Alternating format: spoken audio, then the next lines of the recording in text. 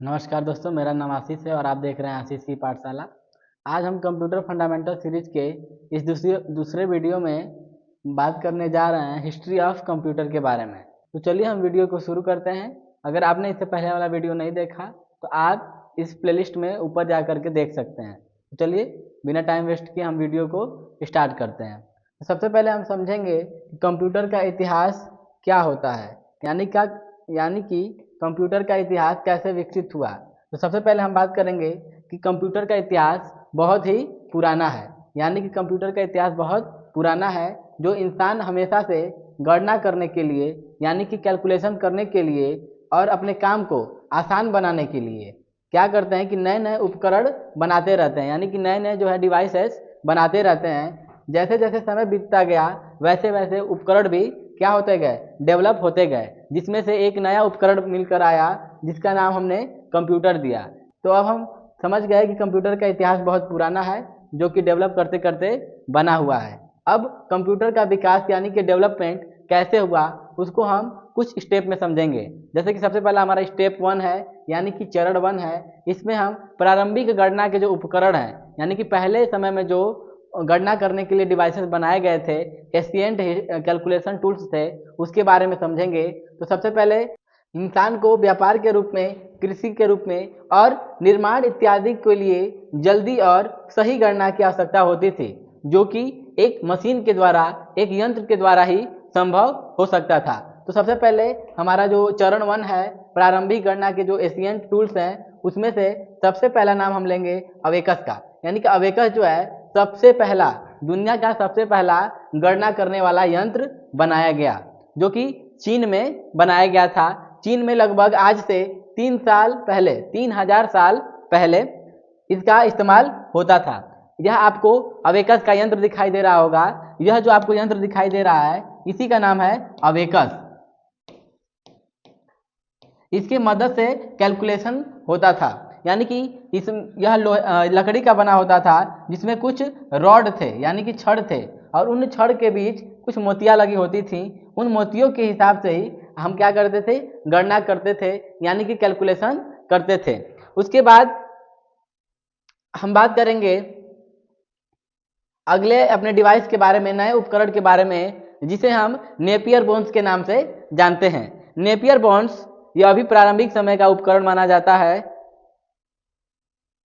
जो कि 1617 ईस्वी में जॉन नेपियर ने बनाया था, और जॉन नेपियर के नाम से ही नेपियर बोन्स नाम पड़ा। इसका प्रयोग गुणा भाग करने के लिए किया जाता था, यानी कि यह जो आपको यंत्र दिखाई दे रहा है इसके मदद से हम गुणा और भाग करते थे। यह पुराने समय का जो है प्रारंभिक समय का उपकरण माना जाता है। इसी से हम गुणा और भाग करते थे, यानी कि यहाँ से ही हमारा कैलकुलेशन स्टार्ट हुआ, और कैलकुलेटर जो है इन्हीं सब डिवाइसेस को डेवलप करते करते बनाया गया था। अब हम बात करेंगे अगले स्टेप के बारे में, यानी कि जो हमारा चरण 2 है, या मैकेनिकल कंप्यूटर, यांत्रिक कंप्यूटर। यांत्रिक कंप्यूटर में सबसे बड़ा सफलता हमें चार्ल्स बेबेज के द्वारा मिला, जो कि 19वीं सदी का सबसे पहला यांत्रिक कंप्यूटर डिजाइन किए थे।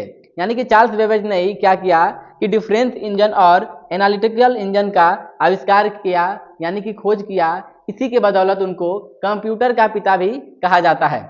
यानी कि चार्ल्स बेबेज को कंप्यूटर का पिता इसलिए कहते हैं क्योंकि इन्होंने डिफरेंस इंजन और एनालिटिकल इंजन का आविष्कार किया, जहां से कंप्यूटर प्रणाली की शुरुआत हो गई। यही हमारा मैकेनिकल कंप्यूटर है, यानी कि यहाँ से हमारा मैकेनिकल कंप्यूटर का दौर भी स्टार्ट हो गया। इससे पहले हमने पुराने कंप्यूटर पढ़े, अब उसके बाद मैकेनिकल पढ़े, और थर्ड फेज में यानी तीसरे चरण में हम इलेक्ट्रॉनिक कंप्यूटर के बारे में पढ़ने जा रहे हैं। यानी कि इलेक्ट्रॉनिक कंप्यूटर का आविष्कार जो है 1940 ईस्वी में, 1940 में जो है सबसे पहला इलेक्ट्रॉनिक कंप्यूटर का खोज हुआ था, जिसका नाम दिया गया एनिएक।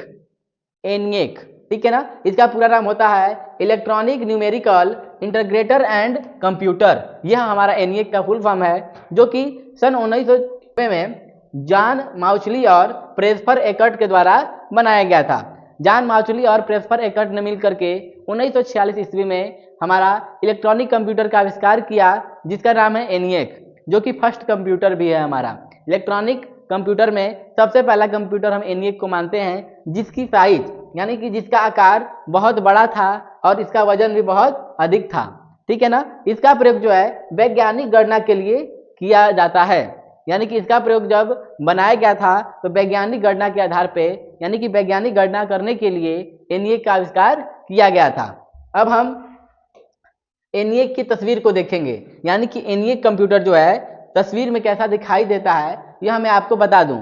आप जैसे देख पा रहे होंगे यह हमारे कंप्यूटर की स्क्रीन है। यहाँ पे आपको कीबोर्ड और माउस मिल जाएगा। बाकी यह सब क्या है, टूल्स हैं। ये बाकी सारी जो चीज़ क्या है, ये हमारे कंप्यूटर के यंत्र को जोड़ने के लिए है। जैसे कि आज के दौर में हमें कंप्यूटर में सीपीयू लगा होता है। आज से पहले, यानी कि पहले कंप्यूटर में एनिएक में क्या था, इतना बड़ा और भारी भारी जो है मशीनें लगी होती थी जिनके दौरान कंप्यूटर चलते थे। आपने एनिएक के बारे में पढ़ा, एनिएक का तस्वीर देखा और हमने पूरा कंप्यूटर के इतिहास को इस कुछ समय के वीडियो में कवर कर लिया है। अगर आपको हिस्ट्री ऑफ कंप्यूटर के बारे में वीडियो अच्छा लगा हो तो आप वीडियो को लाइक करें, चैनल को सब्सक्राइब करें और दोस्तों के पास भी इस वीडियो को जरूर भेजें ताकि वो भी आपके साथ कंप्यूटर सीख पाएं। धन्यवाद।